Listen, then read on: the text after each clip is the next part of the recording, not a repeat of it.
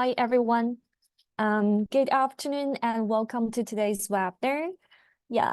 So this is a webinar presented by Behavioral Economics in Action at Rutman in partnership with the Behaviorally Informed Organizational Partnership. So now let's get started. Although we're meeting remotely, we wish to acknowledge the land on which the University of Toronto operates. For thousands of years, it has been the traditional land of Huron-Wendat, the Seneca, and most recently, the Mississaugas of the Credit River. Today, our meeting place is still home to many Indigenous people from across Turtle Island, and we're grateful to have the opportunity to work on this land. My name is Guo, and I am Research Associate at Bear and the moderator for today's webinar. We're delighted today to have Alex Henderson and Jennifer Xue from PwC's Behavioral Insights practice. Before I introduce them, I would like to go over the ground rules for this webinar. Throughout the webinar session, please submit your questions by clicking the Q&A tab at the top or the bottom of your Zoom screen and typing it into the entry box. At the end of the talk and with time permitting, we will have a question and answer session in where I will select questions from the Q&A tab. So without further ado, I'd like to introduce Alice and Jen. Alice leads PwC's Behavioral Insights practice, and they are a team of researchers and strategists who help clients create products, services, and experiences that go with the grain of human psychology. The team takes an interdisciplinary approach to solving client problems, drawing from psychology, behavioral economics, and related disciplines to create actionable solutions that have a measurable impact on the way of customers, employees, and citizens to make decisions. Jen is a senior associate with PwC's Behavioral Insights practice. She focuses on co-creating solutions with clients that are informed by evidence. Her experience includes driving engagements related to marketing and communications, corporate strategy, and experience optimization for public and private clients. Her recent projects include conducting bottom-up segmentation to shape value propositions and servicing recommendations for financial institutions. Thank you, Alice, Jen, for being here today. And there you go. Take it away. Thank you very much, Yanyi. And maybe while we pull up our presentation, I'll just take the opportunity to thank Yanyi, Cindy, Dilip, and then really the entire team at Bear and the University of Toronto for giving us this opportunity to share some of our work with you. We're really excited to walk through this case study with you. And then also a thank you to everybody who's attending today. We really appreciate you coming out to join our talk. So thank you, and looking forward to the Q&A where we'll get to meet you a little bit better. If we go to the first slide, Jen, thank you. So I'll kick things off by sharing a little bit about who we are, what our practice does here at PwC, and really how we think about behavioral insights and applied behavioral science more broadly, and its relevance to business. Our practice is rooted in three fundamental observations or insights, if you will. First, every organization is in the business of behavior change, whether that's getting customers to buy from you, sort of necessary precondition for many organizations, or getting your employees to adopt a new change, or to persuade citizens or other stakeholders to engage more effectively with the services you're trying to offer. At some level, achieving what an organization's strategy is going to require getting people to make decisions differently and often at scale.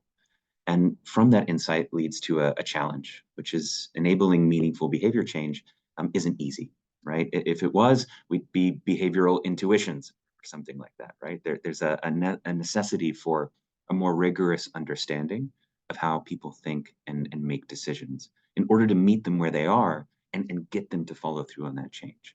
And that necessity becomes even more compounded when you think about achieving change at scale, where it's often not possible to simply persuade somebody through conversation. You need to think about all the good things we do in behavioral science, choice architecture, et cetera, et cetera. This then finally leads to a different way of thinking about making business decisions, that to achieve returns on investments, either in what you're trying to use to reach your customers and the value propositions you're putting in the market, or in the investments you're making internally in your organization, you need to become more cognizant of that human element and embed it from strategy and the inception of the idea all the way through to its execution to ensure that the way you are doing things goes with the grain of human psychology, as it were. And those three anchors are where we spend most of our time with our clients, trying to help them understand the people they serve and the people who are part of their organization more deeply. This looks like four examples we've provided here on the right. This might be becoming more relevant with customers, assessing the impact of an internal transformation, achieving higher ROI on a new product innovation, or generally boosting productivity and engagement on either side of the house, whether that's with customers or employees. What we're really excited to share with you today is a particular case study where we're looking to help our clients understand better their customers in the market that they served and find a way to meet those customers more effectively in the distribution of their physical network. So we worked with a retail bank on this problem. And for those of you who are behavioral insights practitioners yourself, or perhaps customer insights practitioners in large organizations, you'll be intimately familiar with the reality that excellent research often never leaves a PowerPoint deck, right? You can do really high quality research in the market, understand your customers very deeply, and unfortunately, the inertia of large organizations leads to those insights not showing up in the strategy or in the operationalization of that strategy. At PwC, we've been extremely fortunate to have clients who are forward-looking and willing and able, frankly, to not only understand their customers more deeply, but then to take that insight and use it to shape material decisions about the future of their business. And that's one such case study we want to talk you through. So very excited to share this with you. Thank you again for taking the time. I'm going to pass it over to my colleague, Jennifer, who can kick things off. Jen? Perfect. Thank you, Alex. So to start off today's conversation, I'll begin with sharing kind of our core belief on segmentation. It's that when organizations focus on deeply understanding their customers, they're able to make choices that help them become more relevant to those customers, which in turn helps them achieve more growth. And so let me walk you through a bit of an example. So first up, I want you to think about conversations you may have had recently with your bank, whether it was with your financial advisor to get some advice, or whether it was a new product that you recently opened. Chances are it wasn't your age or your location or your gender that motivated you to want or need that service or product. Instead, it was that you had a particular preference for something that you needed, and your bank had that offering to address your needs. And so that's what we have on the right here as point number one, which is financial behaviors are largely driven by psychology and circumstance, not just by simple demographics. Now think back again to that experience that you had when engaging with the service or getting a product, and think about what would have made that experience or that product a bit better for you. Now, if your bank had a really deep understanding of what you care about, what you expect in an experience, how you prefer to engage with them, they may have been able to shape a value proposition that better resonated with what you care about. And so that's point number two, where when we have those deeper insights about how people make decisions, we can create, as organizations, more tailored and more relevant value propositions that meet those needs and preferences. And lastly, being that we're here with Behavioral Insight Org's platform, behavioral science we see as being that bridge that connects the ability to surface those insights about psychology and behavior to actual real-world changes when it comes to products, services, and experiences for people. And so that's the third point there. Behavioral insights being that bridge between segment insights and those real-world changes that create better products and services for clients. And so in summary, what you see there as kind of our spotlighted tenet, if you will, is that through systematically applying what we know about how people think and make decisions, organizations can deliver experiences that win with the right segments and win with their customers to drive loyalty, trust, and create value. With that, I will bring us to the next slide. And this is a bit of a comparison of how we view demographic and behavioral segmentation. At its core, I'd say that we see it as providing two very different outcomes.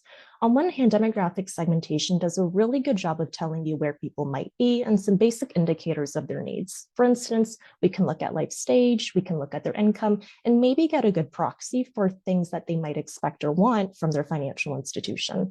However, what it doesn't exactly tell you is how it accounts for differences within a person or even across a group of people, for instance, a group of customers. And so with behavioral segmentation, what we see this allowing you to do is it allows you to better tune to what matters to clients by creating segments based on a different set of drivers. Now, the examples that we have there on the orange box to the right are drivers such as really getting deep and specific about what people like or expect when it comes to advice, how they want to interface with their bank or their advisor, how they want to just complete transactions. And so it's a very different set of drivers that we're identifying customers on versus just looking at factors like age, income level, household structure, and so forth. And so between those two types of segmentation, you can think of it as shifting the axis of how we come to understand clients. On one hand, again, demographic insights give you that how and where do you find customers. While on the other hand, behavioral segmentation tells an organization what they need to uncover in terms of how they can then become more relevant to those customers who they want to win with.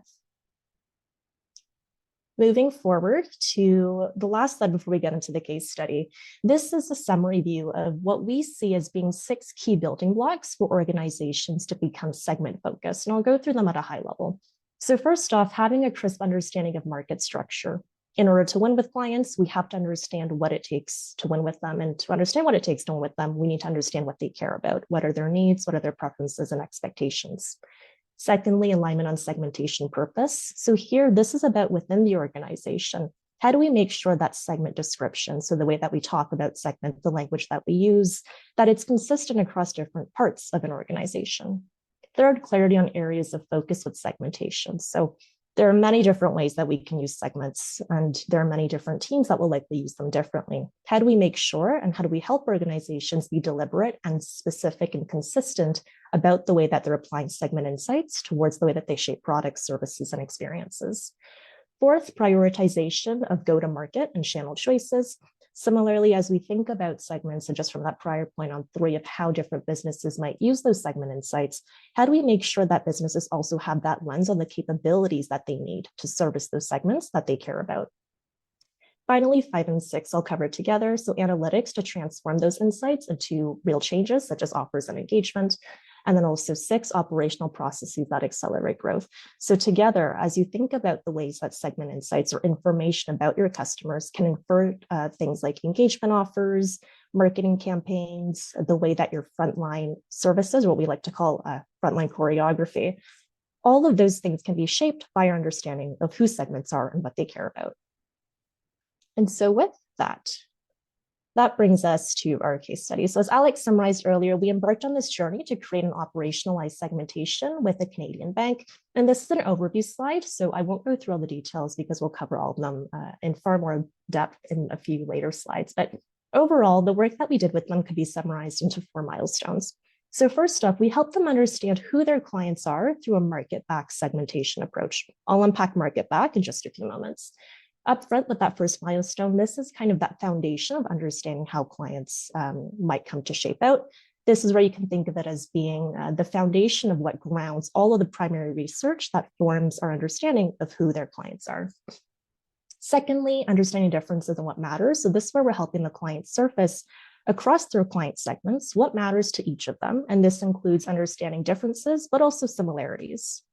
Third, this is where we're providing guidance for the client on how they need to think about investments when they think about their clients. And so what you see there for 3 is identifying trade-offs required to grow relevance. Here, think about the capabilities that a client might need to invest in order to reach what a segment might need or desire. And so based on the way that you think about the segments that might be most important to a client, this is where we're helping them have those conversations about thinking kind of farther into the future about what they need to invest in so that they can reach and win with the clients they care about. And then finally, we'll do a bit of a double click, but as the last milestone of our journey with this client, we help them explore segment insights in the context of applying them into branch location as well as branch format. So to start us off, articulating that market structure. So like any good research that we conduct, we always start with a very strong framework. And so the framework that we developed here with the client was a 3-pronged framework, again, that was grounded in a market-backed segmentation. Let me unpack that before I keep moving forward. So when you think about market-backed segmentation, or you think about how we go about understanding a group of clients within the context of an organization, there are 2 ways that we can go about it. One is we look at the client's current base of customers to understand their needs, preferences, and decision-making habits. The other way is we look at the market overall. So we really broaden our aperture of all the potential clients that this particular bank that we work with could have reached. We look at the entire market's needs, preferences, habits, and we assess the share of that market that our client has a hold on. What this lets us do is it lets us get a sense of which segments or which parts of the market our client had a very strong hold on and where they were winning with today. But importantly, it also tells us where there might have been gaps or also opportunities for them to capitalize on based on the outputs of our segmentation. So going back to our framework here, there were 3 prongs to how we thought about forming our segments.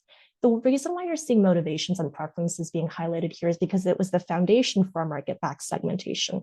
So here we're asking questions like, how comfortable and confident are you with finances? How much proactivity do you expect from your bank? What advice topics interest you? How important is it for you to have a financial institution that really cares about community and social issues? And so we developed an instrument, borrowing questions from validated literature, scales and inventories, and then also from the questions that we've shaped from our prior experiences with behavioral segmentation and banking. The other 2 segment dimensions that you see there, complexity and engagement, are based off of our clients' internal data, so I won't go into it too much, but effectively, again, for that market-backed segmentation, it's really that instrument of motivations and preferences that we took for the client to really understand the market overall. Moving forward, so once we put our instrument out into the market, we get all this great data back. We first use factor analysis to surface 5 core traits or drivers.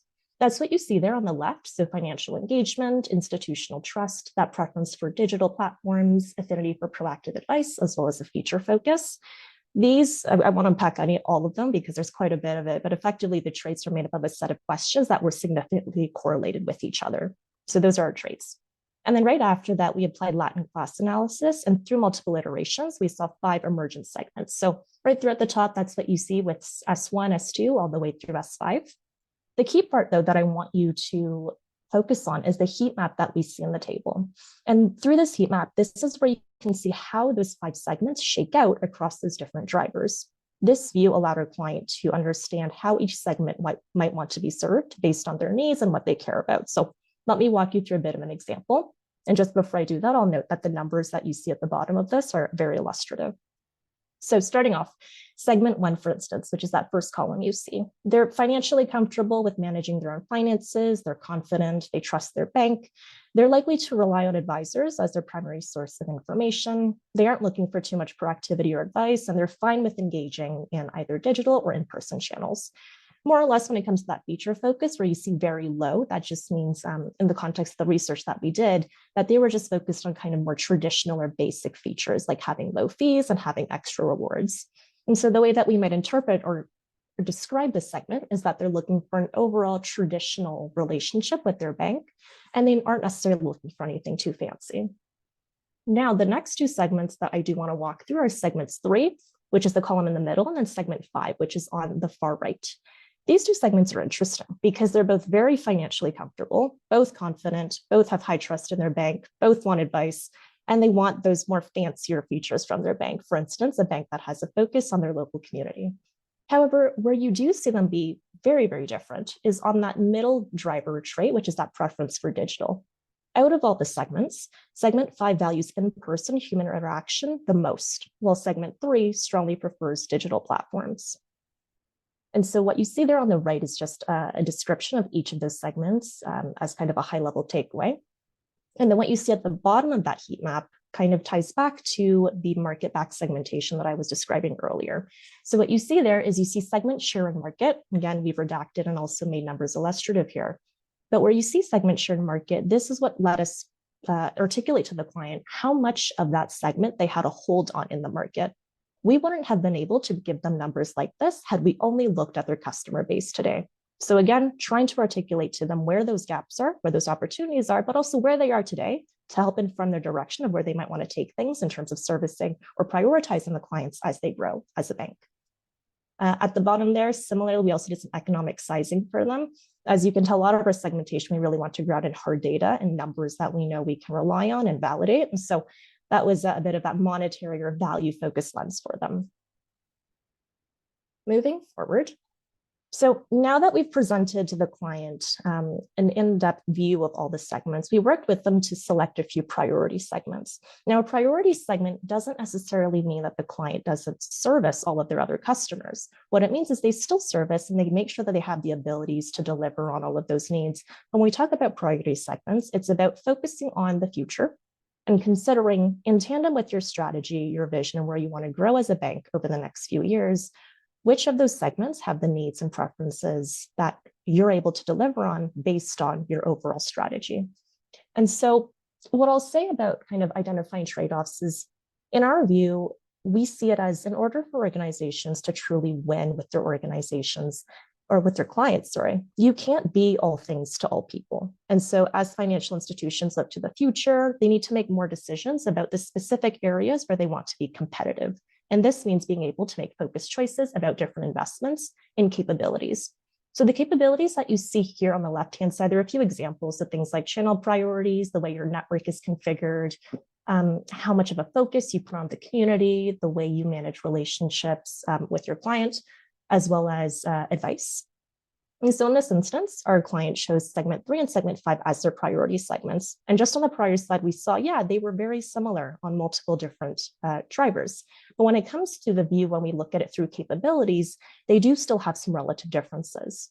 So for instance, channel priorities, segment 3, very much comfortable and prefers digital. Segment 5 really wants that in person. With network configuration, segment 5, because of that desire for in-person, they also really want a highly accessible physical network. Segment 3, they're okay if it's not as physically dense, they're really focused on those digital platforms.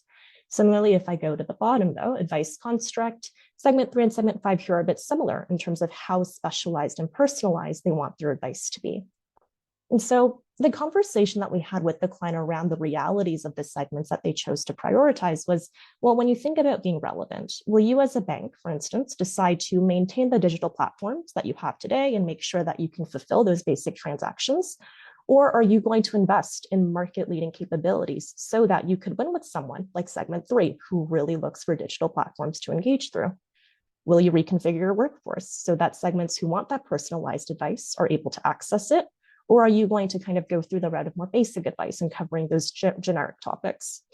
And so all in all, the fact that a segment was deemed as priority for the client, again, doesn't mean that the other segments aren't serviced.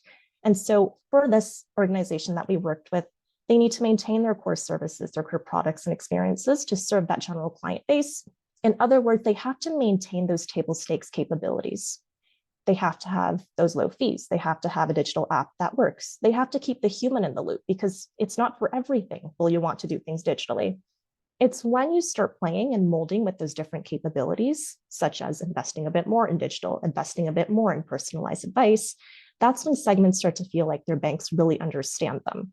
And it's when they feel like they're being heard and that their bank understands what they want, that FI can then unlock growth and build loyalty. And so that's what you see on the right. Table stakes capabilities give you that right to play as an organization, but when you make yourself relevant to your segments, that gives you the right to win.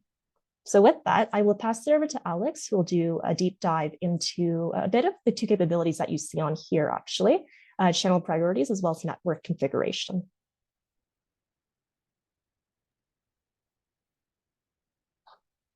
Thank you, Jennifer. Before I dive into the specifics of the slide, I want to violently reiterate something that Jen shared. It's this idea that the purpose of segmentation is to drive meaningful choices. And what is a meaningful choice? If you think about like decision comes from a Latin root, which means to cut, it means to cut away other options, right? So you don't have infinite money. You can't be market leading in everything. You have to pick your battles.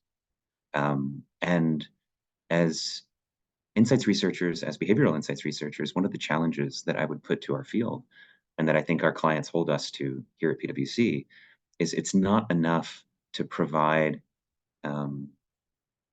a humanistic rendering of what clients are like if you can't get into the details that are substantial enough to drive meaningful capital allocations at the margin. What do I mean by that? It's not uncommon to see segmentation models that are entirely qualitative, but basically humanistic, right? Some folks have put some Post-it notes on a board and clustered them. That's fine, but that's probably not a wise way to allocate millions of dollars when you're trying to determine how you're going to show up in the market. You really have to do the math, and you have to do the extensive primary research that goes into this so that you can create a model that is humanistic and recognizable, but it's also defensible when you're trying to make choices about which departments or which teams are going to have their budget approved or not.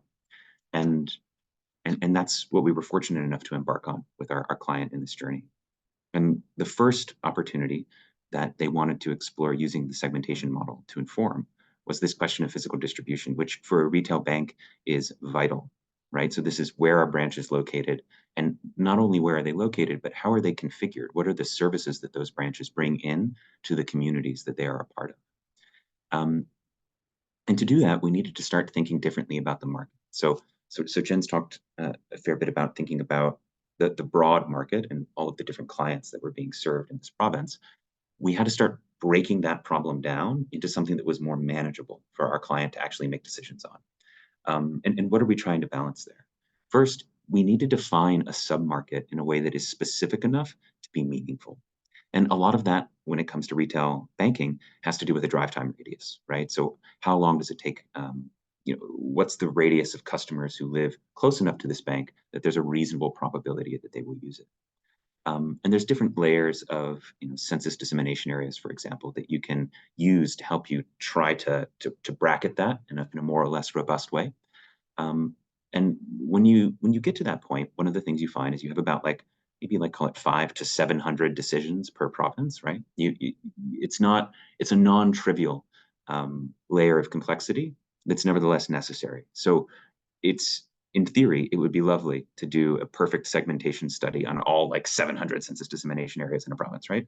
But there's not the time, resources, or frankly, value add to do that level of primary research, right? This is first and foremost meant to serve the business, not meant to serve our curiosity as researchers.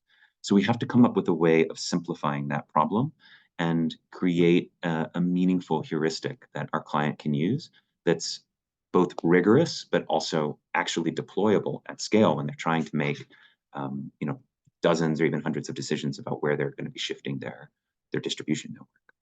The way that we did that was through using a bit of geospatial analysis and market archetyping. Not dissimilar, frankly, to the way that we did the segmentation work to begin with. So a combination of factor analysis and cluster analysis to figure out, when we look at these different communities and we compare how they're structured, how do they start to pull together, both in an urban and then in a semi-urban and rural area. And these were the 8 market archetypes that we created. This forms the basis for then thinking about our network optimization problem. We address network optimization to the archetype rather than to the market more broadly, and that allows us to explore the problem in a more manageable way. But that nevertheless still maintains that fidelity to capturing what's true about how segments in each of these types of communities are showing up in the province. We move to the next slide. Here's an example of what this starts to look like in practice. And this is where we begin to connect the dots between our segment distribution and this market archetyping model that I mentioned just a moment ago. We'll start with this core insight, which is just the sheer complexity of the problem necessitates something different than just using a segmentation model to understand every zip code in a province. It's too difficult to do that. So instead, what we developed is a workable heuristic that enables decision-making about forward-looking changes to the distribution network that's grounded in putting these 2 models in conversation, right? So one is our segmentation model that Jen just walked you through. The other is the archetyping model that I just described. And when you begin to put them in conversation, you start to see patterns. You see patterns that, in certain types of markets, there's a disproportional representation, say, of segments 1 through 3, right? And you can begin to start to think about how to reach those segments most effectively.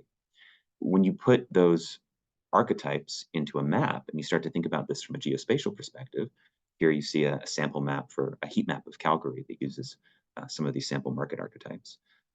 You can begin to see configurations between markets, right? So one of the things you begin to think about in your physical distribution network is, for each market archetype, who are the segments that are part of that market? How do they want to be served? What are their needs? So how can we show up there effectively? And then what's the relationship between that and adjacent markets that they're in, so that we can think about optimizing the overall physical network to maintain the right balance of availability within certain levels of drive time radius throughout the province. And if that sounds like a computationally challenging problem, it's because it is. We have a really excellent team of data scientists and collaborators, Abhinav Ravi, Ortach Onder, many others, who were instrumental in helping us think through how to actually operationalize this theoretical problem construct. But that's effectively what we did, right? So we build these archetypes, put it in conversation with the segmentation model, and then start to make scenarios that help us understand what types of optimization decisions make sense in the different markets in which our client is playing. If we go to the next slide. This gets at the question of not just do you have a branch in a location or do you close a branch in a location, but what kind of branches do you want to build? And this is an opportunity, I think, for really FIs, but really any kind of retail organization to think more deeply about how they're engaging their segmentation model when it comes to physical distribution. When we started the conversation with our client, both our client and frankly ourselves thought that the conversation would be about articulating a series of discrete format choices that represented kind of different levels of servicing or different varieties of servicing optionality. And then we would try to match those different format choices to the different market archetypes and segment distributions that we saw emerging in the model. But as we started to work the problem more carefully, we kept running into these edge cases where it just didn't quite work to simplify it to that level. And we ended up realizing that in order for this to be most responsive to the data that we were getting from our segmentation model, we needed to think about building branch formats the way that automakers build cars. That is to say, figuring out a way to modularly structure the different types of value propositions that could be located in a branch, and then turn those specific value propositions on and off as we're building different branches throughout the province, so that the branches you build are maximally responsive to the segments that they are serving in the communities that they're in. And that's really what this indicates, a whole process of ethnography and a lot of in-depth qualitative work, frankly, to find the right way of articulating these different types of elements and features that could be incorporated to a branch.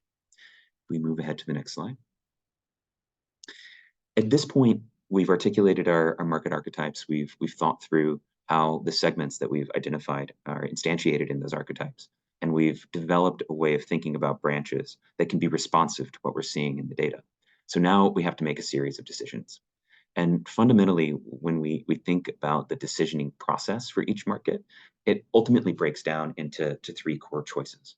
So three questions and then three decisions that need to be made. So the first questions that sort of narrow the focus and helps reduce decisioning from 500 to 700 decisions to more like 50 is this a market of interest? In other words, is there some type of change that's happening here that necessitates our focus? Second, what are the optimal number of points of presence in this market?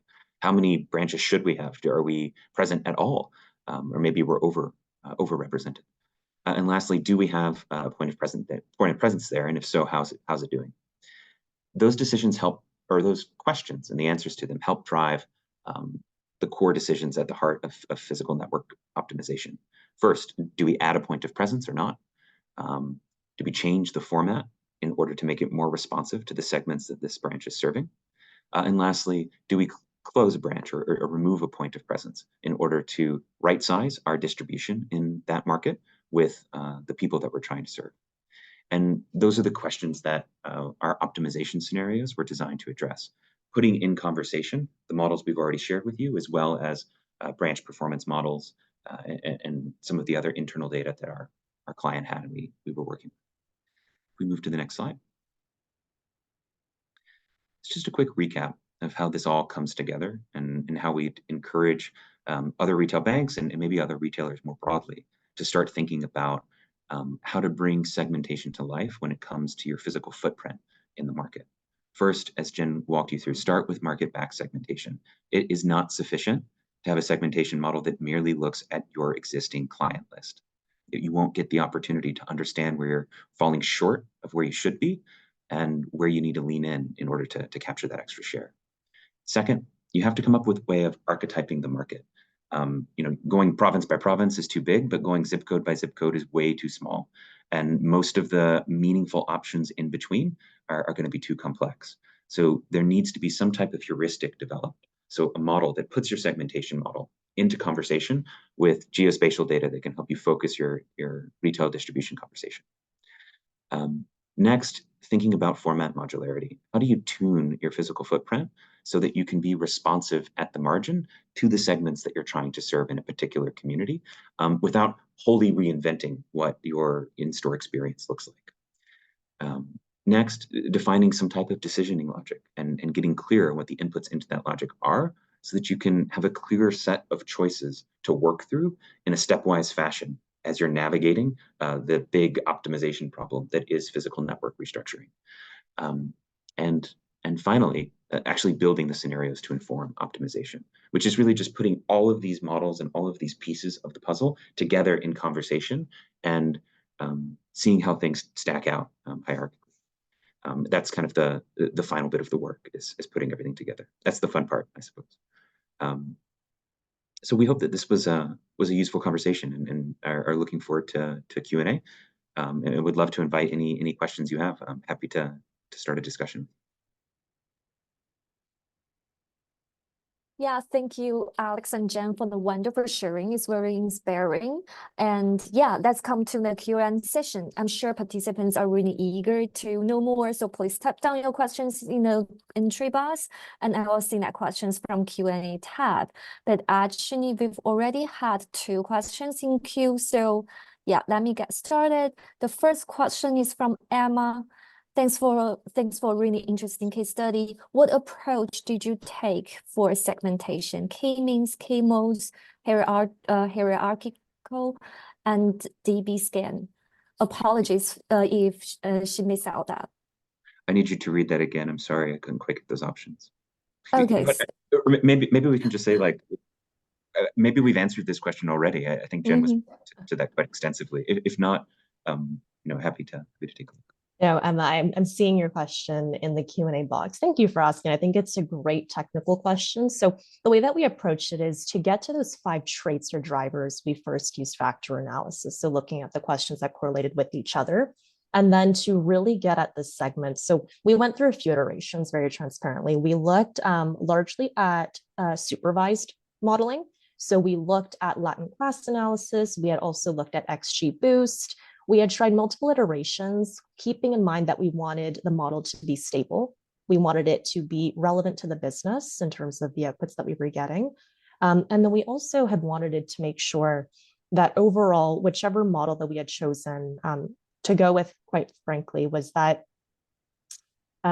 it was explainable and actionable. So I think as we think about kind of analysis in the context of research and data, where perhaps a business or an organization is out of the question, we take a slightly different approach to how we interpret, p-values and the reliability of a certain model. Here, we're kind of layering on that extra kind of dimension of making sure that whatever outputs the model had was relevant to the client. So all that to say, I think out of the list of examples that you gave, we did test hierarchical, we did look at k-means. If you have more detailed questions, I'm sure we can also loop in one of our data scientists to help answer that in a bit more depth. But I think it's a very relevant question in terms of just how grounded in math our segmentation approach was. Yeah, sorry, I'm just figuring out the Q&A function on Zoom, so now I can read your options. Apologies there. The one thing I would add is that, and I think Jen touched on this a little bit, when you think about segmentation, it's fundamentally not a mathematical problem. And it is a research problem, but only incidentally so, right? I think at root, it is a theory problem. So if you think about like your research toolkit, you can do qualitative methods, you do quantitative methods, but there's also theory building. And I think that's often neglected in sort of applied behavioral science conversations, is the importance of thinking about construct clarity and being able to operationalize constructs in ways that are meaningful. But that conversation or that toolkit from the social sciences becomes incredibly important when you're looking at segmentation models, because you can build something that's mathematically coherent, but that is operationally irrelevant. And that happens quite often. And we had to iterate many, many times in order to find the right configuration of variables that helped us understand it in a way that was explainable and meaningful to the client. And that really is the core work of theory that will be familiar to many of you. I see Pedro's question here. How did you build the variables for the market-backed segmentation? Great question. We did a series of primary research studies where we massively oversampled our province of interest. And part of the reason for that oversampling is to make sure that we have a large enough data set that we're able to start exploring kind of granular options in segments without getting too small of a subsample, right? So when we start breaking it up into samples or into segments, we want to make sure we have enough total population that those can still be meaningful. So that requires substantial oversampling of the market. And then we did that iteratively. So we did a couple of different studies using different ways to go about it. Our initial primary research was fairly long, right? So we had to provide a meaningful incentive to get participation. And you're looking at around like 100 plus questions that are, pulled from validated and reliable psychometrics, also pulled from previous segmentation studies we've done where they're, exploring core questions that are relevant in a financial services context. And then we try to figure out in the aftermath of that, which of those tend to cohere into the core factors that will inform our segmentation, and then how do we begin clustering against those factors, as was described. So they, maybe another way and a simpler way of putting it, Pedro, is that like the variables that we focused on are generated from the data itself. We don't go in ex ante, looking at trust in financial organizations, for example.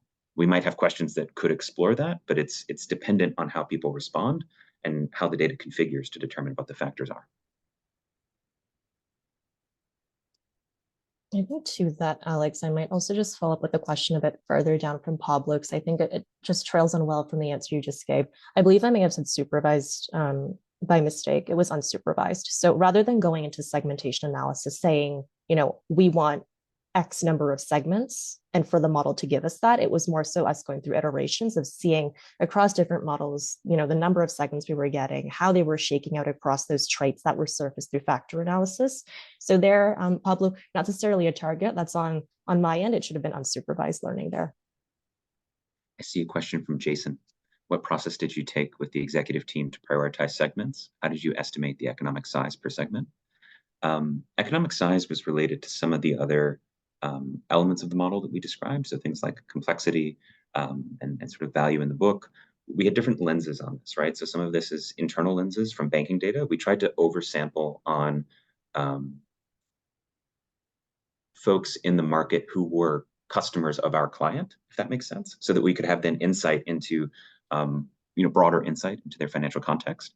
And then we're also cross-referencing this with good demographic data. So StatsCan does a great job of collecting robust data. There's things like embryonics. So there's many different areas, postal code data, et cetera, that you can draw together to try to get a good estimate of what the lifetime value of a customer might be. And there's an entire modeling process around that economic size per segment effort. In terms of prioritization with the executive team, that's really a series of conversations, I would say primarily driven by our sponsors. So our sponsors on the client side, where we're helping to explain this modeling exercise and have conversations much like this over and over again over a period of months with many stakeholders to ensure that there's robust alignment around how rigorously the work was done.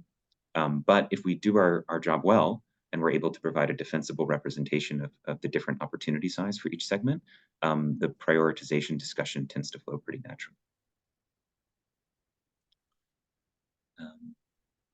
I see my friend Rajiv on the call, I think. Here, one second. After the behavioral segmentation, did you try to map the behaviors back to demographics? That is it possible that there are easier to identify demographic markers for some of the preference drivers that can be effective proxies for the complex behavioral segments? Great question. And this actually happens to both Jennifer and I periodically. When we talk about the shift from a demographic view to a behavioral view, there's such a strong orthodoxy around looking basically at wealth and demography as the primary focal points for banking segmentation that we often describe this, or it can feel like an either or, but it's not. Behavioral is additive to demographic and other types of existing financial data that you might have about your customers. It provides a different lens. And so in that context, each of our segments does have demographic trends, and those demographic trends can be interesting. But what I would say is important is that they don't reduce to demography, right? There's substantial demographic overlap between segments, despite there being very meaningful differences in their preferences. And that's why the exercise, I think, is so important. Jen, do you see any questions you want to tackle? Yeah, there are a few. I know there are also a few about, I think, our broader practice. So maybe we'll save those towards the end. Maybe we'll take this one from Christy, Sarthi, we'll just come back to you. So I think yours is a great kind of rounding off question for us. So when integrating the qualitative and quantitative data, did you have any challenges with teams adopting mixed methods approaches? I think short answer is no. Our client that we work with is very much open to sourcing different types of data, whether that was starting with the executives and having those conversations qualitatively with them to understand, their view on segments, what they saw segments or how they saw segment insights applying for them. That's very much the qualitative aspect. And of course, quantitatively, we're grounding the core of our segmentation model in both external data that we're finding from the market and then also internal data from the client's own kind of ecosystem of all the variables that they have. So short answer, no, we were very lucky and fortunate to have a very open client to mixed methods, especially have come from academia with strong emphasis on quant. Yeah, I think in short there, Christy, still very much a blended approach. And we do find that those blended approaches often serve better than any approach on their own. Yeah, I see a question from my friend Kelly. So did the client have in-house behavioral science expertise to support the project? Short answer is yes. There is a behavioral science COE that was not directly engaged in the work, but was an important conversation partner in thinking through the work. And members of our senior executive team were very familiar with behavioral science and its methods. So we were quite fortunate in that context.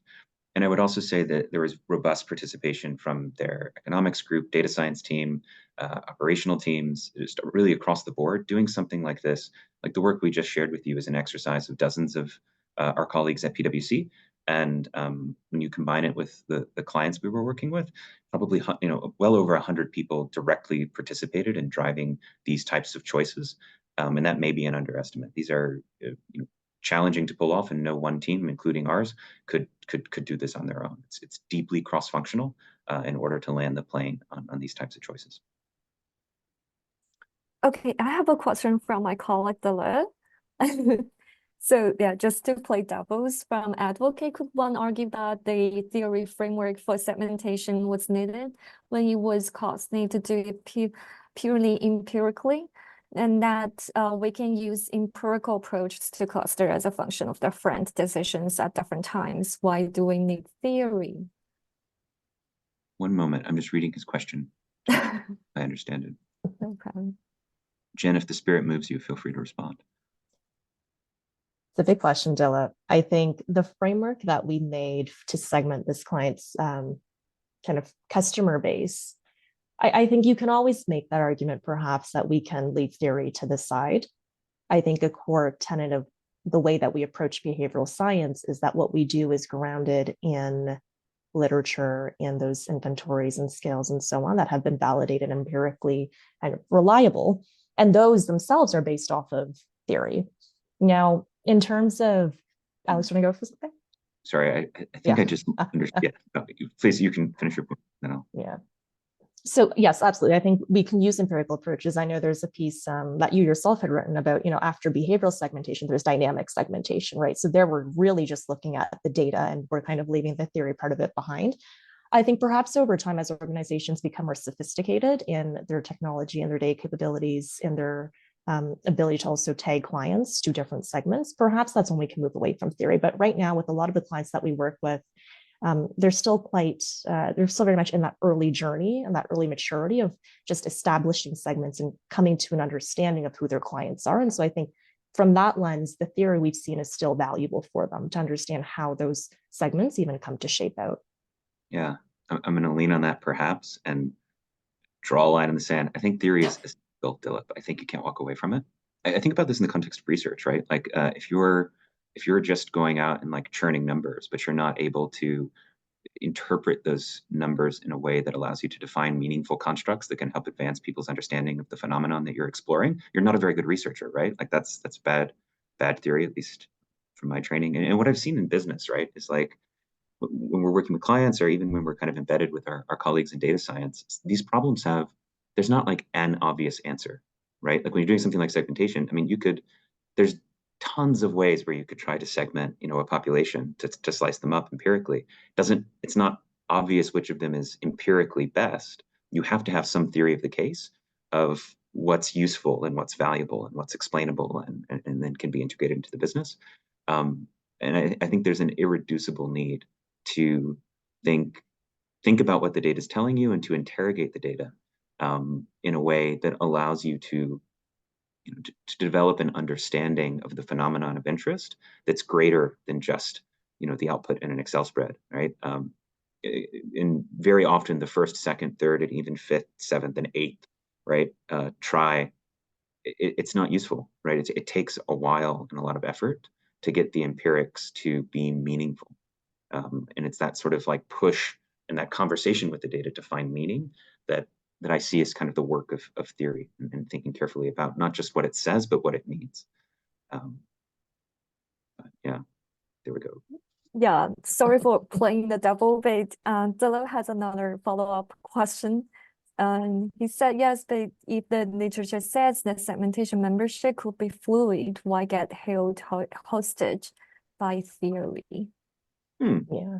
I'm not sure I understand the question. I mean, maybe it's something for us to talk about, like rather than a Q&A. But like when you're here referring to the literature, I would tend to take the literature as maybe a jumping off point for thinking about theory versus maybe like the empirical data that we're seeing in our model. Totally agree. Segment membership can be fluid, and one of the important aspects of our segmentation model that I think we glossed over in the presentation is figuring out a typing tool that's actually operationalizable. So sometimes, there's different off ramps on the road of segmentation that can lead you into a cul-de-sac or a dead end. And one of those off ramps is not doing enough math, but one of the other off ramps is not simplifying the process of updating the model, right? So a typing tool that's 50 questions long is a typing tool that nobody will use, right? Like that's too long. That won't work. So you have to figure out what are the questions that are driving the most difference across your segments, and how can you get that down to maybe like 10 questions or less, and still come up with a, reasonably good estimate of where somebody is in a segment. And the answers to those questions can change.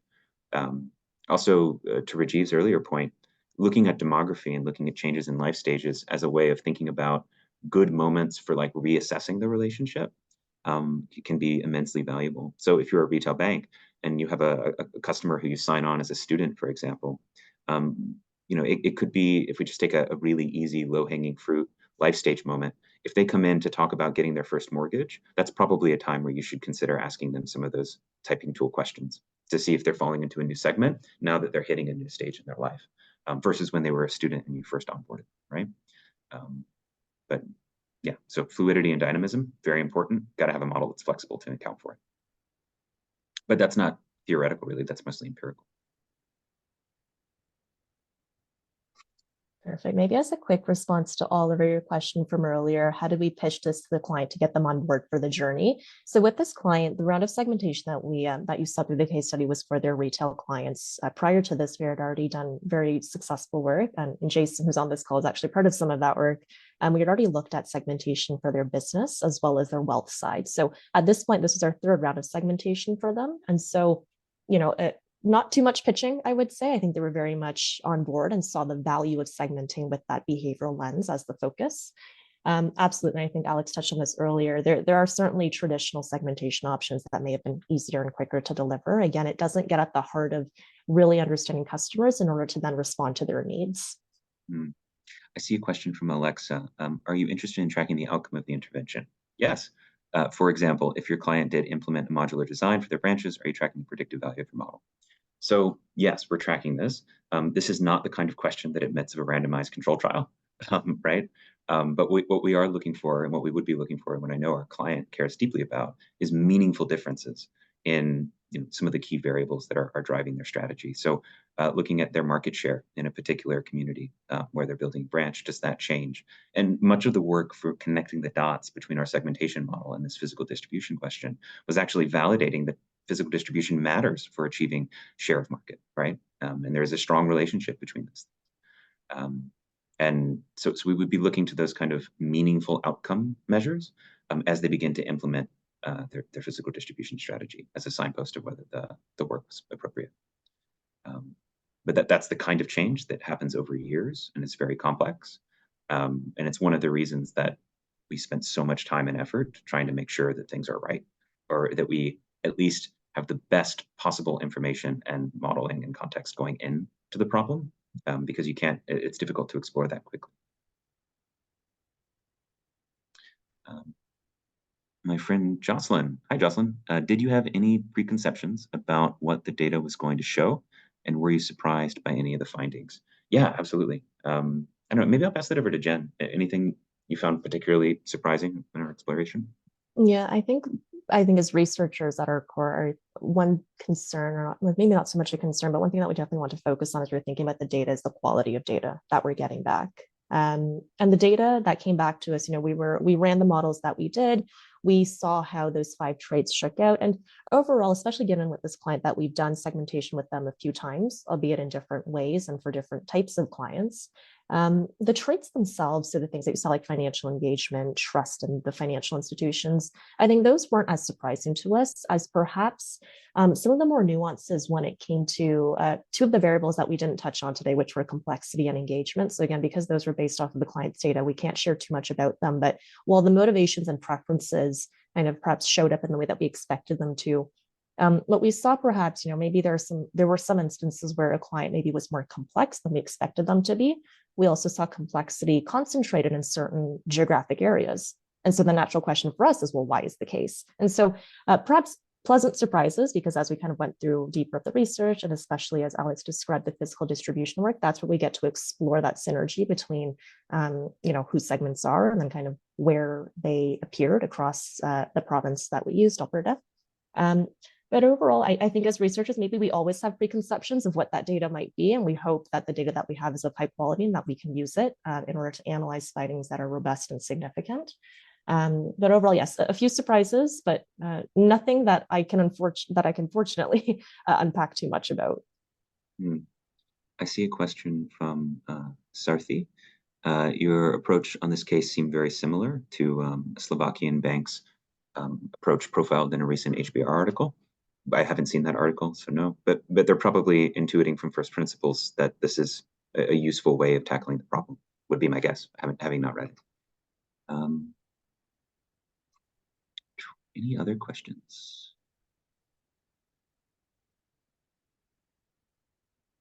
I think maybe, Alex, there are a few that maybe you can round us off with Sarthi's first question, which is what company functions and industries do we work with as a practice?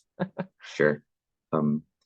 So we work across industries and we work with many different functions. I would say the simplest way to put it, depending on the client we're working with, we're often either working on the customer side of the problem. So how do we help you have more relevance and deepen your connection to the customers that you serve? Or on the workforce and employee side of the house, how do we help you implement a transformation in a way that will actually bring about the behaviors you're trying to achieve and make those behaviors stick and create enduring habits that are easily adopted by the organization? And that core bifurcation between either focusing on the customer or focusing on the workforce tends to be the main split that we have. But some of those patterns or the types of problems that we're tackling are consistent across industries. So this type of question about physical distribution for a retail bank would be equally true for any other retailer, right? Where you're trying to think about where do you locate a store to best reach the population, and what do you put in that store, and how do you show up for them? But yeah, I would say the bulk of our work is in financial services and public sector, bit of retail, and a few other places as well. But hopefully that helps. Yeah, thank you, Alex and Jennifer. Unfortunately, the time passed really quickly and is coming to an end.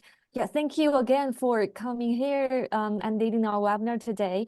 A full recording of this webinar will be available at our website by clicking the side tab labeled Events and then clicking the subtab labeled Bear Webinar Series.